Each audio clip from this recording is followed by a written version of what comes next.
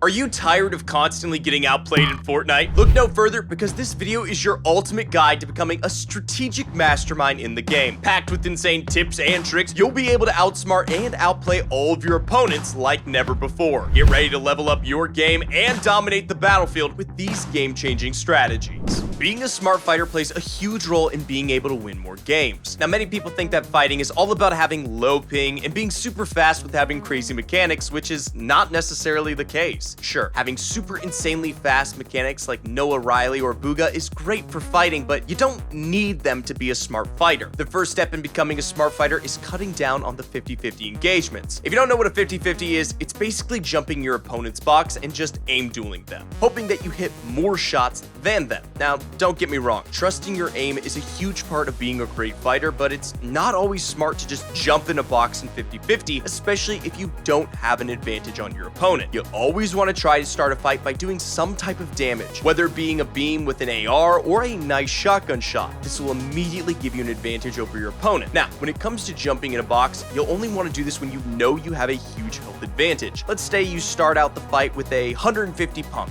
Then you can jump in the box because you know how much of an advantage you have. Another part of being a smart fighter is being patient. A ton of people lose fights because they're very impatient and take bad shots and bad peeks, causing them to take damage that they shouldn't have. Now, while pressuring boxes, you want to do things like pickaxe once and then hold your shotgun out to see if your opponent will edit out, allowing you to get an easy pre-fire. You never want to continue to pickaxe a wall without stopping, because this gives your opponent an easy chance to pre-fire you. On the other hand, if you're getting pushed by a very aggressive player, you always want to box up with either brick or metal and have a cone in your box at all times. This allows you to edit the cone towards your opponent if they take your wall, allowing you to block a shot and edit out the side to go for return damage with a pump or just make a new box. While playing patient may seem like you're scared, this makes your opponent get impatient and they'll do things like pickaxing your wall without any protection, allowing you to get an easy pre-fire or insta-edit with a right-hand peek, such as a far window edit or a peanut butter edit, giving you easy damage on your opponent and giving you the advantage in the fight. One skill that many people don't have, which is very overlooked, is knowing when to disengage a fight. This skill is widely overlooked because many people think that once an engagement starts, it's either you're winning the fight or you're losing the fight, and that's it. If you've been in a fight for a few minutes and your mats are running low and you've used all of your heals and you can just tell the fight's going nowhere, then it's a good time to disengage. You want to make sure that you still have a little bit of materials while disengaging so you can build off of your opponent while running away. You can also use a mobility item such as the katana or ODM gear to disengage. Imagine being a Fortnite champion, making incredible moves that leave your opponent stunned. That could be you with ProGuides.com. We offer access to exclusive courses, insider tactics used by pros, and the opportunity to learn from your favorite players in our boot camps. For a limited time, we're also offering 10% off on our pro coaching program for one-on-one lessons. Don't miss out and click on the link and join ProGuides.com today.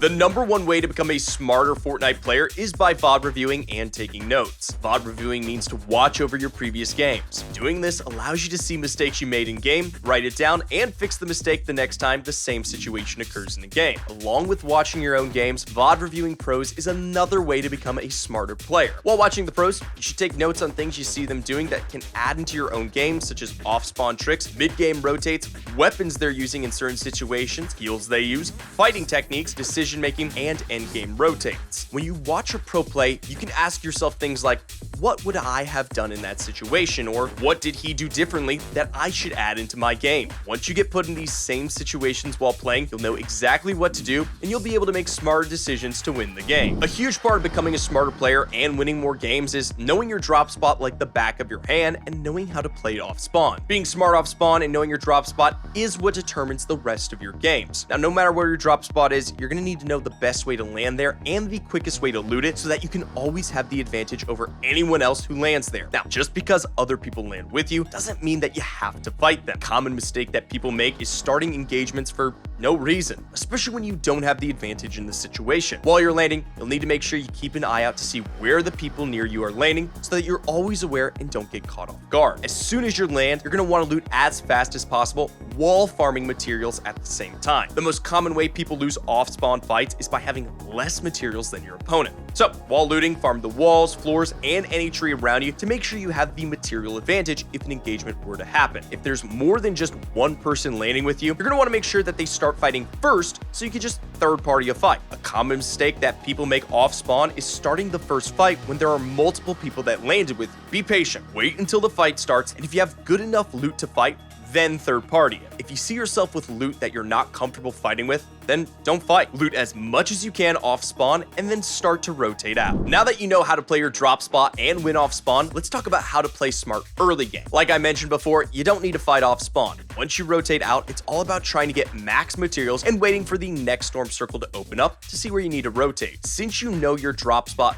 very well, you should know the surrounding areas as well. This means you should know where to go to farm brick and metal to max your materials. After you rotate out of your drop spot, you want to make sure you farm up as many hard materials as you can before the mid game starts. With the new storm circles being different, the early game is very short because there are now 12 zones instead of 9. So after you get done farming, it's time to start the mid game after the third zone closes. The mid game is all about positioning yourself. You want to try to put yourself into an elevated and protected place before the end game starts. While the third zone is closing, you're going to want to start making your way towards the center of zone. Since there are now 12 zones, you may have to constantly change your positioning after boxing up to put yourself in a new spot once the new circle is shown. This is why you want to prioritize things like bushes, because you don't have to spend any materials boxing up on buildings so you can refarm, or boxing up on things like rocks so you can build a brick box to get your materials back. Whenever you're rotating mid-game, you want to be rotating on the dead side of the zone to avoid any engagements that you don't want to take. The dead side is the side of the zone that has the least amount of players, therefore it is the safest. For example, if the zone falls far north, then everyone to the south has to rotate in, meaning the north side will be the dead side of the zone. Position yourself on the dead side of zone to make sure you have an advantage when the endgame starts.